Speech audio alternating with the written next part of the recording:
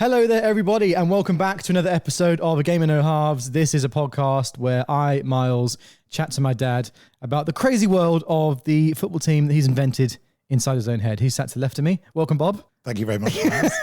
So each episode, if you're not familiar with the concept of the podcast, basically, my dad's invented a football team that exists only in his head, although it now exists in podcast form because here we are. It exists. And it does exist.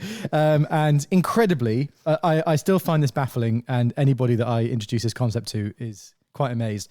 Through the last, 20, 30 years, you have played games as North London with foam footballs. Yes, around the house. Which are behind us right now, where you imagine you're North London and you play games around the house and you keep track of all the scores of the games that you've played. Yes. You then type them out and you enter yourself into the football world. Yes. I just, That makes sense. It does. I mean, it makes sense to me because I've grown up with you as my dad, and this is actually growing up. I thought was normal for a second. Yes.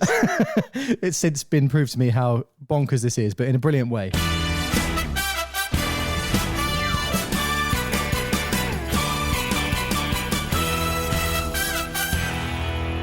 We left you last time at the end of the 2002-2003 season, which was a very successful campaign for North London. Well.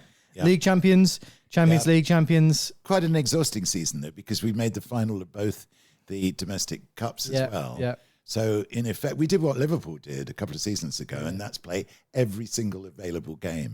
So we're now going into this new season, with that in mind. We've got to look after the players and make sure they're okay. Absolutely. And defending your crown, obviously, because you don't want to let up the Champions League or the league. No, that's right. So the first thing to do is to go over the ins and outs because, the first thing I think to do, we've got a lot of ins and we've got a lot of outs in this transfer window. It's actually quite an exciting window, all things told. But my eye has immediately been drawn. So you can see, if you're watching this, you can see here we are. The first page you see is the squad. And I'm noticing in the upper numbers of the squad list here, there's a few extra additions of what look to be recruits to the youth academy. Yes. So we have Asta. Yes. This is Simon Asta. I was going to say, who I'm assuming is my friend Simon Asta. Yeah. Who I played with for my local village team for a few years. Yeah, left footer. He was a left back. He constantly refers to himself as left back in the changing rooms. Yes. Left back, centre back type of vibe. So he's joined the team, number 36 at 17 years old. Yes. We've also got Aram. Didn't you have a friend, or there was Dylan a Jack Aram who went to primary school? Do you think it might be them? I think it would be him, yeah. Jack Aram, okay. Yeah. There's also a Toklove who definitely went to primary school with me, Jack Toklove. Yes. Who's coming to the team. He's 20 years old. Yeah. Although mine is Sam Toklove. Maybe it might be Sam Toklove then, his younger brother. These are real people, by the way, that I actually did go to primary school with, but haven't spoken to you in No, it's Sam Toklove. Okay. Yeah. And there's also Naylor, which I'm assuming is Sam Naylor. Sam Naylor. Who Samuel. Is one of my younger brother Dylan's best mates still. Yes, and he now works in Formula One. He does. He's kept in the sport world, to be fair, in real life, which is very cool. So they've joined the youth academy, Bob, and they're coming through as youngsters into the first team for this year, which is very exciting. Yes. Alongside them, obviously, I am still number one keeper, as I will be for many years, I hope. Yes. And then other players in the team who are not actually footballers in real life include my older and younger brother. That's Dylan, Jamie, and Ben, who are all in the team. They're all my brothers. We've also got Booker, who's my oldest mate, Doug Booker. Doug Booker, who eventually becomes the manager of the team. He takes over from me. Looking forward into the future with that. So these are all players in the team that aren't actually real life footballers, but do exist in this world. Anyway. I made some really key signings, didn't I? Well, I was going to say, so looking into the transfer window now, Bob, players that have gone out. Yeah. Griffin has left the team for 4.5 million. And this is somebody who we touched on again last episode. This is your ex-producer's son, right? Yes. Luis Figo has left for 14 million pounds. That's a bargain, isn't it? Bit of a bargain. I mean, I guess he must be getting on quite a bit. He's getting on, isn't he, though? Henrik Larsson has also left for 8.5 million. Yes. Zinedine Zidane has left for 11 million, Bob. You're letting some big players go I know. Well, this is it. Zinedine Zidane wanted to go to Real Madrid. Right. And also Amoruso and Flowers are both left on a free. I'm assuming they've retired. Yeah. So players in. You've got Ed De Hoy from, he used to play for Manchester United, wasn't he? He was a keeper. This must be your third choice keeper, I guess, has a bit of a rotation going on because Tim Flowers is third choice. He's left on a free. Yep. So Ed De Hoy's come in. Yes. You've also signed Luke Chadwick on loan, who he was also at Man United for a brief period of time, wasn't he? I think they just let him go. He was on he's had a contract, wasn't he? And I thought, well, as a backup, He's a backup. He was a winger, wasn't he? Yes. And then you made 3 pretty big signings, it has to be said. Yes. Jaap Stam has joined the defence for £7 million. One of the best central defenders ever. He's 29 years old, though, so he's 7 million. Yeah. Because on that point, Yeah. I'm buying players in anticipation of them reaching their best. I bet some people While already they're out with there. us, yeah. In for £8 million is Marcelinho. So tell me about Marcelinho, because Well, he sounds Brazilian. Yeah. attacking midfield player. Yep. And he wasn't actually all the time in the first team or in the first 11. Yeah. But when he did come in, he seemed to make a really big difference to the performance of the team. In particular, super sub. Once or twice in the season, I think it was this season, he got absolutely vital goals. So, yeah. Well, we'll see that coming up, hopefully. Yeah. And Carew, was this the year that I actually signed John Carew? Well, so I was gonna talk through that, because I think he comes in later in the season. So it must be a January signing. So we'll get to him soon. Oh, okay. But the biggest summer transfer, Michael Ballack joins for £31 million. Yes. A big signing. A big signing for big money in those days. Kind of plugging the midfield hole that's been left by Zinedine Zidane, I suppose. Yes, and also somebody else who can score goals from distance. Yeah. Also, halfway through the season, you did sign John Carew. This is in January, so we'll come to this. You also signed Romadal for £9 million. Right. Dennis Romadal. Yep. And you've signed a couple of players from Northampton Town, who is your local team, right, in real life? Kind of. Cobblers. Yeah, because you grew up in Northampton, didn't you? I did. So did you ever get to any Northampton games? Yes, I did. Sixfields. Oh, well, they've been a yo-yo team. Yeah. Second, first.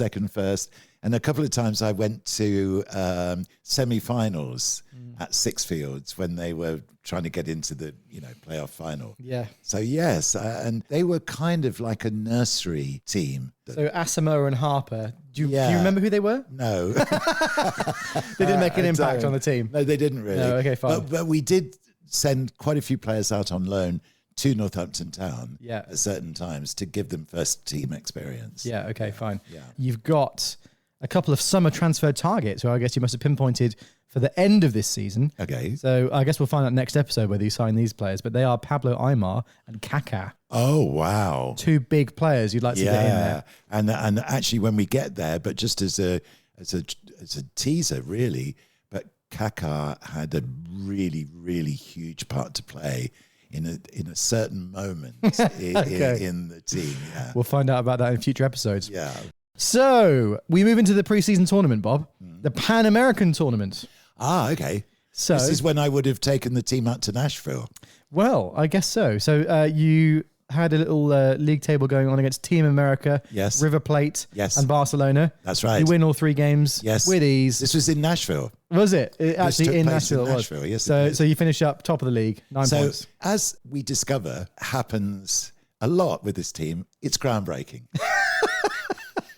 MLS has You're not really, patting your own back or anything here. Go on.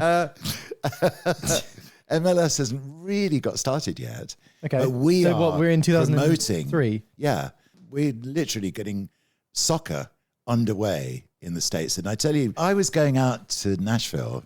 Yeah. Just So is this in your real life? You were going out to Nashville? with the country show. Yeah, of course. Radio 2 country show. And so What do you mean you had a job outside of North London? it was hard fitting everything in, I must be honest. But somehow I managed it. And part of the job description with the country show was going out to Nashville. Yeah.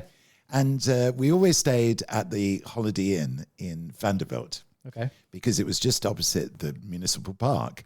And my producer at the time, Dave Shannon, used to go running every morning. And from my hotel window, I could see across to Vanderbilt University playing fields area. Yeah. And they had this wonderful sort of mini stadium. That's where their college football team would play. Okay. But on all the sports fields which surrounded Vanderbilt, there was a lot of soccer being played, and particularly women's soccer, which had America's really always been taken a off in the big States. Yeah, at that point. Supporter of women's football. Yes, it's why the American football team have been quite a bit ahead of us. Yeah. Because they were developing their national team in the late 90s. And it was so I thought clearly there was an increasing demand for the idea of soccer in America.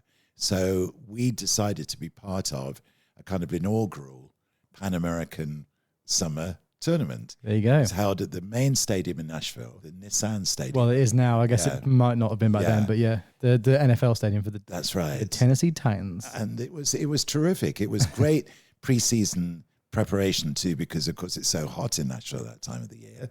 And we played an American MLS team because none of the actual teams were quite strong enough to play us and not get hammered. Oh, right. Okay. You see what I'm saying? So what's a Club America? Team America. Team America. Yes. Okay. This is made up of all the best American players that you could find. Okay, absolutely. fine. This is a bit of a Harlem Globetrotters of the... Yes. I mean, he battered them 4-0, unfortunately. Yeah. Balak with 2 goals on his debut, to be fair. So you win the Pan American tournament in pre-season. A good precursor. You also win the Community Shield against Arsenal, 4-1. A Diego Tristan hat-trick. See, Diego Tristan, he was just fantastic. Substituted in the 76th minute to a rapturous round of ovation to be replaced by Wes Dexter, who is finally officially back from his horrible injury. Well, yeah. So starting lineup for the first game of the season. Then it's at home against Southampton. I'm in goal. Yep. Obviously. Yes. You got Cannavaro, Hoffland, Stam, and Bennett across the back four. So I was playing Cannavaro right back. You're playing him at right back. Yes. And Bennett, remind us of who Bennett is. David Bennett was one of the players that he was actually in the year below Dylan. Yeah. But he was playing for Hanny, or at least one of the teams. There were these 5-a-side or 6-a-side. This is the tiny village that our primary school was in. Yes. Hanny, right? But they Wantage. They used to play a lot of these games in Wantage. Yeah. And I just liked the look of his style and so I signed him. You snapped him up. Yeah, I did. Okay. Across midfield is Fonseca, Balak, Casaro, and Giggs. Okay. So you're actually playing a 4-4-2 in this, which is unlike you. Yeah. With Tristan and Marcelinho leaving the line. Okay, so 4-1 against Southampton. You then follow that with a 3-0 victory over Chelsea. Marcelinho gets 2 goals. Tristan injured on 58 minutes, though, and he's out for 3 to 4 weeks. See, wow. Oh, dear. Yeah, that's not good. So he was actually, Marcelinho came on for him and scored twice. Then a 1-1 draw at Middlesbrough, a 3-2 win away at Aston Villa leaves you in second place, 10 points from your first 4 games, 2 points off Arsenal. Now, obviously, in real life, 2003-2004 is the season that Arsenal go unbeaten in the Premier League, isn't it? We were at home against Middlesbrough. And the team performance was very, very poor. It really was. We just and why this was, we were staying at a holiday cottage and there was no room. This tiny little room. Was it an away game against Middlesbrough? Oh, well, it was actually a home game. Oh, right. It was being played. I don't know why. There was something wrong with our stadium. Anyway, we were in this tiny little place. And trying to sort of kick the ball around between all the furniture and everything. It was a nightmare. Middlesbrough were blocking us off in every direction. Oh, dear. So right at the end of the game, I found myself with my back to the goal. Yeah. And I flicked the ball against the wall and it came back to me. And I swiveled and scored. And that was Marcelino in the 92nd minute to capture a draw from a very, very poor performance. Right. Yeah. So in this situation, okay, so you're playing this by yourself. I imagine we're all in bed asleep. Yes. So you scored this. You've scored this absolute worldie with. Yeah. What did you do? What do you do? I went absolutely ballistic. How? Seriously. You work us all up. Fucking come on. Yeah. No, really. There was a goal that I still completely remember. I just love it because you're until now, obviously, we're revealing this to the audience, but up until this point, you were the only person to have lived this euphoric moment in the world. Yes. There was. There's tens of thousands of, of course. Yeah. Stadium. You remember Cristiano Ronaldo's goal against Porto? Porto, yeah. Think that goal. Okay. And that's what this was. It's the best goal I've ever scored. It was not just goal of the season, goal of the decade. Goal of the century. You're listening to A Game of No Halves, and we're taking a short break. We'll be back in a minute. So, 4 games in, you're second in the league to Arsenal. Like I mentioned, in real life, this is the invincible year for them. So, you're going to have to do something special this year to best them. So, you got 3 wins in the first 4 games, 1 draw. So, you're 2 points off the top with 4 games gone. However, next game of the season, 5th game of the season, you're at home to Leeds. It's a 2-1 defeat. It's the first home Premier League defeat for more than 3 years. It's the first home defeat in any competition since the loss to Deportivo in Champions League March 2001. And the final bullet point at the bottom of this, squad appears to be too thin. Oh. Oh dear, Bob. See, I'm beginning now to things are not looking quite right at North London suddenly. The only goal of the game scored by Jamie Harris, one of my older brothers, in the 36th minute, but a 2-1 defeat to Leeds at home, followed then by a 0-0 draw to Liverpool. And in some bad news again, Diego Tristan comes back from injury in this game, only to be taken off in the 32nd minute with another knee injury. I brought him back too soon. The squad clearly is too thin. You've had to rush back, Diego Tristan. Yeah. And you've a team have only won one of the last 4 Premiership games. That's, wow. Deary me. Things are not looking quite so well. However, the following game at home to Manchester United, it's a 3-1 victory. Jaap Stam returning to his former club with a goal from a corner. Wes Dexter obviously filling in for Tristan's got a goal, and Ballack as well. So going into the 7th game of the season now, you're in 4th. Okay. You are currently 3 points off top. Arsenal are ahead of Chelsea, who are 1 point behind, but they've actually got a game in hand. So a little bit off the pace at the start of the season, Bob. I mean, squad's looking thin. Injuries, not quite so good. No, it's not. Well, this is when character comes through, isn't it? This is when now you have to double down. And I would be saying to the players, right, okay, we've had a slow start. Yeah. We're 4th. We've really got to refocus now, reset, and go again. So next few games, it's a 2-0 victory away to Fulham. Michael Ballack with 2 goals in the last 7 minutes.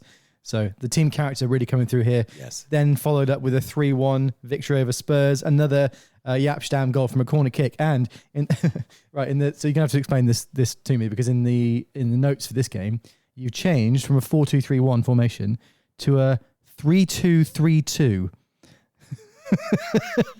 So who's the 3 at the back? Starting lineup, I'm in goal. You've got Jamie Harris as one of the 3 in defence. You've got Hofland and you've got Stam. I think what you're saying basically here is you changed mid-game from a 4-2-3-1 to a 3-2-3-2. Yes. So the starting lineup actually was Harris, Hofland, Stam and Bennett across the defence, Ramelow and Casaro in defensive midfield, Fonseca, Ballack and Giggs behind Tristan, who looks to have come back from his injury, which is good. Yeah. So you must have changed mid-game. That must be what happened, and you managed to turn the tide. So a 3-2-3-2, though. Explain to me how you imagine that formation working. It's hard to picture that now, actually. It's like my 3-2-2-3. You have one too many gummies at this point, maybe. I don't know. You're still loitering in 4th. It has to be said. You're only 3 points off top. Arsenal are still top, then Chelsea, then United, and then North London. But 4th in the table, 10 games played. It's not been the brightest start to the season. How many goals have I got at this point? That'd be 15. Well, 15 in 7, so you're scoring 2 a game still, but not the... Because on average, through the years, I think the team has scored at a rate of about 2.79 goals per game. You just know that off the top of your head. Yes. Okay, so next game, Blackburn at home, 3-1 win. Then followed up with a 3-3 draw, actually, against Man City at home. It's another Jaap Stam goal from a corner kick. He's a bit of a demon from these corners, isn't he? So, so 3-3 draw with City. And then it says 2-1 and 3-2 down. But the second half introduction of Ben Harris saves the point. Yes. 92nd minute equaliser from Ben. And I remember, how funny. Yes, bro. So was Ben actually with you in real life at this point as well, or not? What, staying? Yeah. No. Oh, right. So then, because Ben in this team is like a defensive midfield sort of general, or is he more of a creative man? He played as a Beckham for quite some time. Oh, okay. Delivering crosses from the right. So in this game, but not this time. He was central. Yeah, I was gonna say he came on for Ramelow in defensive midfield. Yeah, 67th minute. That's right. There we are, and that's how Ben Harris scored his 92nd minute equaliser. Love it. And then so after that, 2-0 against Charlton and a 1-0 against Portsmouth. So you're picking up a little bit of momentum here. Yeah, but they're two pretty routine. Yeah, I suppose so. Up to 3rd, 4 points off Chelsea, who've gone top over Arsenal. So, right, you were saying, kicking the ball around and keeping the ball in the kitchen. Has there ever been there must have been a moment where you've misplaced something so badly that, like, you've hit something and it's broken? Surely. I mean, if I was doing it, like, I don't know, a bowl or a light bulb or something, there must have been times. The light on the table in the hall. Was that the main recipient of the wayward shots? I did. Yeah. Because if you're hitting the ball with that pace, if Eric Cantona's unleashing a shot from 35 yards, whatever you hit is going to go absolutely flying. It really is. But honestly, Miles, when you think that I caused very little damage. No, it's true. Yeah, house. True. So that has to be testament to the fact that I was mostly except for the lights on the table. So what I began to do, obviously, was then take the light off the table, put it the other side of the table, so I didn't break it That's anymore. some good foresight there, to be fair. So the light. So there was a little bit of setting up of pitch. It's like putting the corner flags out. You're just moving the light into the corner. That's right. So the light on the table. This was it. So the coffee table that you mostly aimed at as a goal, it was sat on top of there. Yes. I mean, it's in the line of fire, really. It is. To be fair to the light, it should have moved already. It should have moved. Yeah, it should have moved under its own steam. Yeah, I know. Yeah, maybe it did. It probably did if you smashed it. And did it ever fall off the table? What? Did it ever just fall off the table and smash on the floor? No, it would go flying off the table and smash against the wall. So the next game is a big one because it's against Arsenal. Okay. And it's a top of the table clash. Right. Turns out to be a 3-3 draw. Okay. So what's my summary of it? It says, tough game, 5 caution, Bob. You got 5 yellow cards in this game. What were you, slide tackling the kitchen chairs or something? There were the two things that were quite difficult to kind of... I know, how do you quantify that in your head? Penalties. Yeah. And cautions. Yeah. Now, it wasn't quite so difficult to imagine a caution that I was getting from the other team, because if I was going through and like I'd bash into something... You tripped over a stray shoe. Yes. That's a clear red card, that. That's a clear red card. Can't be doing that, mate. Yeah. But me tackling the opposition is much more difficult to imagine, because I can see myself giving the ball away, but I can't see myself except...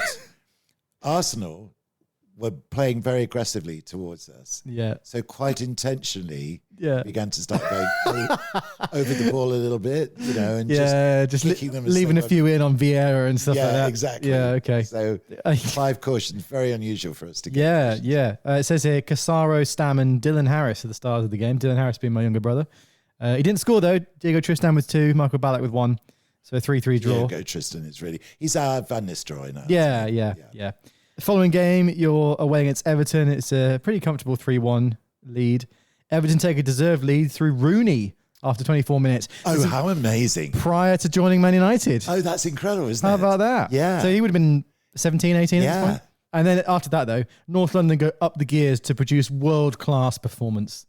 So there we are, Bennett, Marcelinho and Ballack with the goals. Bennett from left back. Yeah, well, this is the thing. I know we touched on this in a previous episode, but the idea of the left back in particular, I don't know why David Bennett rather than, say, Matt or Simon Astor. Well, to be fair to Si, he's like, 18, 17 at this point, so he probably hasn't broken into the team. David Bennett, I used to organise tactics where he would absolutely suddenly appear in the inside left position. Yeah. So... whoever was alongside Diego Tristan, let's say, or the attacking midfielder, would go over to the left, leaving space in he sort of cut in and David Bennett to come charging through. So coming in on the Roberto Carlos type vibe. I mean, we've got the goal scoring charts over there, haven't we? Yeah, we have actually. And he is very high on the chart. The overall scorers of all time. Scorers, yeah. So let's see. Can I find him in the top? Do you reckon he's in the top 39? Which should be on the top page? Yeah, he should be. There he is. 28th. He scored 50 goals through his career as a left back. That's right. Yeah. Yeah. By the way, I mean, for anybody who's not watching this and listening to it, the detail that you've gone into with this is quite mind-boggling. What I'm holding in my hand right now is the overall scorers file from 1996 to 2023. Yes. And you have literally pages and pages of every single goal scorer. Yes. Who has scored a goal for North London. Any sort of goal. Yeah. For North London. Yeah. We'll come back to that in future episodes when more players get revealed. Yes. So anyway, we are going off the back of the 3-1 victory over Everton, 2-1 victory over Newcastle, 2-0 victory over Bolton, which gives you your 6th straight win in the Premiership, which is got you up to 3rd. Mm-hmm. You're 3 points off top, but you do have a game in hand. So we're right back in amongst it now. Yes. Which is great. Yes. And that's on the 3rd of January. So we've reached the January transfer window, which means, obviously, as we heard earlier, you've made a couple of new additions to the team at this point. Yeah. Because John Carew has joined from Valencia. John Carew. Now, John Carew, I'm assuming you've had the troubles with the strikers this season with injuries and stuff, so you're probably bringing him in to bolster the attack. Yes. I imagine, because you're saying the squad was a bit thin. Well, again, it goes back to that thing of Paul Macaulay, Diego Tristan. You shouldn't I told you shouldn't let Paul Macaulay go. I did warn you. So next door neighbour Paul, he must be feeling very hard done by listening to this. I think. So John Carew. John Carew's come in. That big number 9. Yeah, you've signed Romadal, who I'm assuming is funny history he's had since. John Carew. Yeah, well, he went to Villa, didn't he, for a bit? And but like also he was in films, wasn't he? He became an actor. Oh, I didn't know that. Yeah, John Carew went to jail as well. I think. What, really? I didn't know that. Yeah. Oh, well, he should have stayed at North London, Bob. You would have straightened him out. I'd have looked after him. Yes. Or you would have just sent him off to PSG on loan like you did with Ronaldinho. So Romadal, must be Dennis Romadal, right? Yes. Who's come in. And then you've got the 2 Northampton boys, Asamoah and Harper, who have joined the team. So the squad has been bolstered in January. And so at the start of January is where these players are coming in. You're currently in 3rd, but with a game in hand. So things are looking up. Yes. What's hilarious? I mean, who knows? Whoever's listening to this, maybe you're not aware of who we are outside of the North London world. But you've been a radio broadcaster, obviously, for many decades, Bob. Yeah. So best known as a football manager. Yeah, of course. I mean, when you're the manager of a team as successful as North London, you would be. Yes. But so, was there ever any musical people you came across that might cross into this world? Like, were there any musicians that joined the team at any point that you sort of knew or had seen play? Well, there was one very important, because we were talking about the building and the development of the training complex down in Portugal. Yeah, of course. And one of the reasons that Portugal became quite a sort of important destination in my own mind is because of the connection there with Paul McCartney. Mm-hmm. Because Paul was, I've been out doing a tour called The Songs the Beatles Gave Away with Colin Hall, who's one of the great Beatle experts of the world. And we've been playing songs that were written by one or other of the members of the Beatles, but which weren't released by the group themselves. Yeah. So Paul was the most prolific in terms of giving songs away.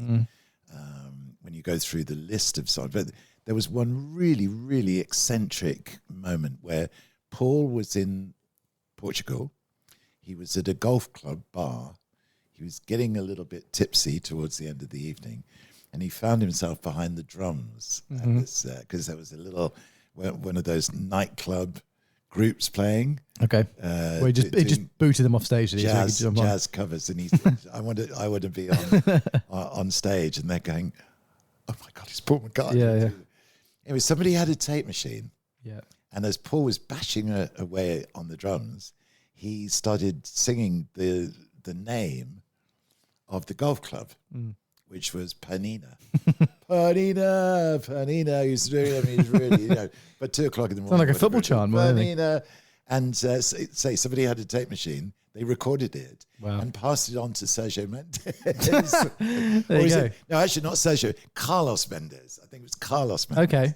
Who recorded it, who adapted what Paul had done and recorded it. Because, I mean, let's face it, he was recording what effectively was a Paul McCartney. So here's what I'm thinking then. So Paul was really the sort of, I don't know, what would you call catalyst? Him? Or like inspiration to go in? Well, he was blazing the trail. Okay. Yeah. Of Portuguese of clubs. Yeah. So here's what I'm thinking, Bob. Yeah. Obviously, so North London, as we are in the 03-04 season, they're currently developing the training complex and hotel in Portugal. Yes. In the hotel, why don't we have a jazz bar called Panina's?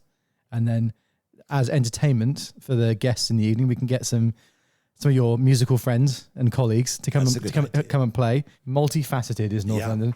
Yeah. Okay, here we go. So we're in the middle of January. New signings have come in. John Carew being one. Yep. First game since new arrivals is a draw at home. Away to Southampton, 0-0. Then a massive game against Chelsea ends in a 3-1 victory, which is huge. Diego Tristan with 2. Yes. Chelsea missed 3 golden first half chances, and you battled to earn the points apparently.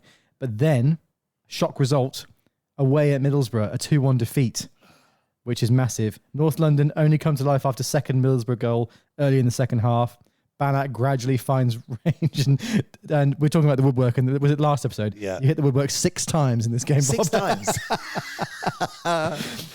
But you see, Middlesbrough were one of those teams. Everybody has a little bogey team. Okay. I think Middlesbrough were ours. Really? Yeah. So Romadal and crew make losing debuts. First away defeat and first in Premiership 15 games. So you're back down to third.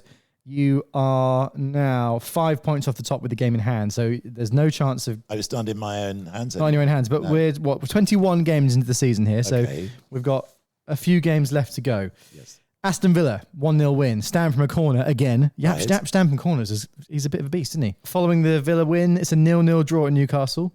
It's a 1-0 win against Bolton. An own goal. As we explored last time. And then 3-0 away against Spurs. Dougie Booker with a free kick.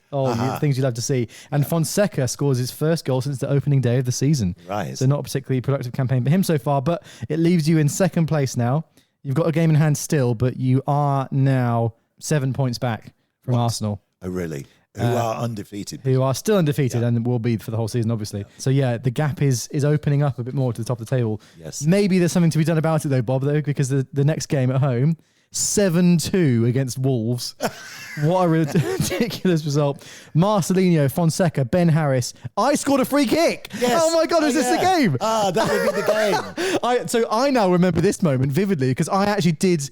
in genuine real life, take this free kick, didn't I? Yes, I actually remember this moment. Yes. How about that? Yeah. I mean, I must have been 12 or 13 right now. Something like that. And you must have been playing a game in the evening. And you came through. I was still awake. Come on through. You've got a free kick. Yes. I ask you if I can take it. And I do. And I fucking belt it in the top corner. Really. Mate, that was the second goal you scored. Oh, I was going to say, was that the only goal I scored? In a friendly, didn't you? Did I? Yeah. Oh, well, there you go. Yeah. Oh, wow. I scored a goal. This is my favourite moment of the series so far. Yeah. Bennett, Giggs, and Dylan Harris as well, my brother.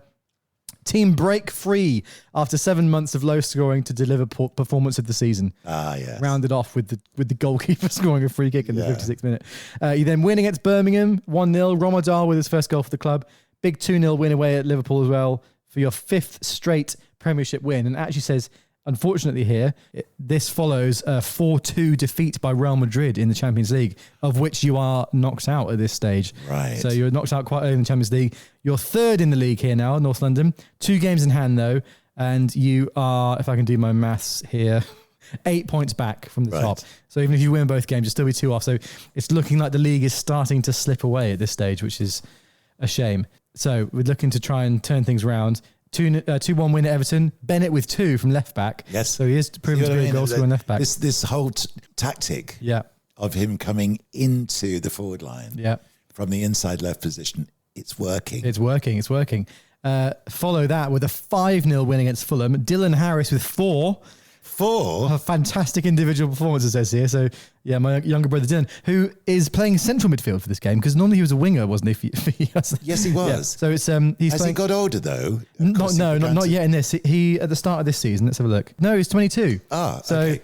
Well, sometimes I would have him in one of the 2 holding midfield positions. Yeah. So he could break from there. There you go. Well, it clearly worked. And then you beat Manchester United 2-1 away, which is massive. Dylan gets another goal, 8th straight Premiership win. And then that follows with a 2-0 victory away at Blackburn Rovers. The team go top of the Premiership for the first time this season. Wow. What a turn up for the books. You are ahead on goal difference as it stands. 32 games played. Right. 78 points. Right. You've got a plus 46 goal difference.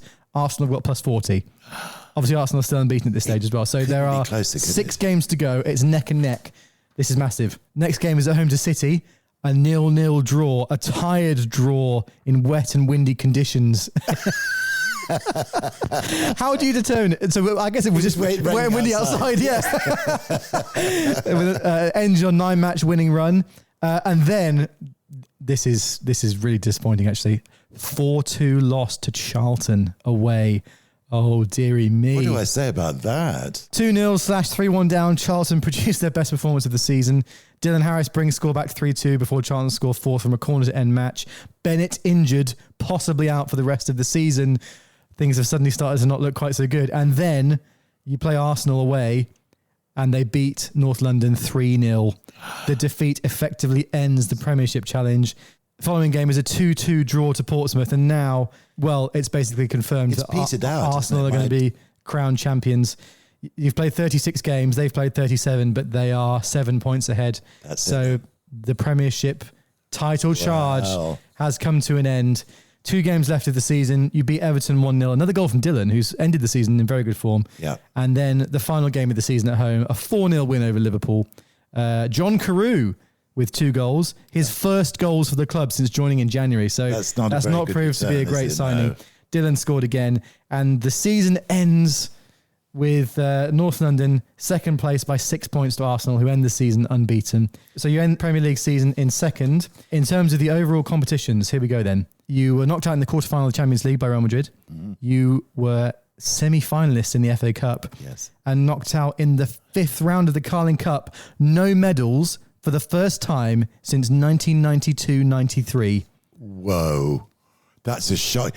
But bum, bum, bum. Dun, dun, dun. Oh, no. So isn't this, though, after the season where I played every possible game? Yeah, true. See, and look what happens. This is what happened to Liverpool. It also shows in the scorers list, your top scorer this season only got 17, Michael Ballack. Really? Diego Tristan got 16, Marcelino with 15, Fonseca with 14. Dylan ends the season on 12.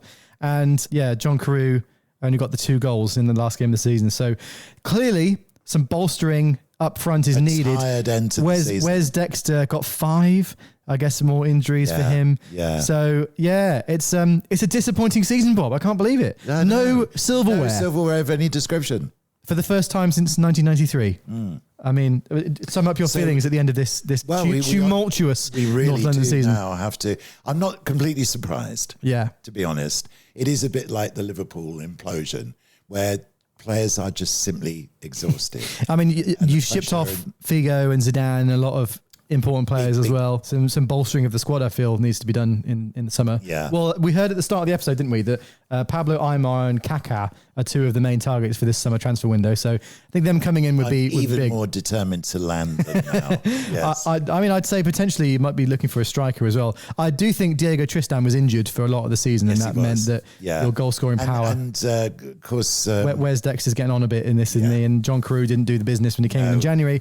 Lots of stuff, lots of food for thought going into 2004, 2005. Top scorer, only 17 goals. Yeah, that's very un-North London, isn't it? Yes, it is. I know. So we've got a bit of head scratching to do to make sure that we improve again next year. We do. Well, you're going to have to join us next time to find out how things go from here.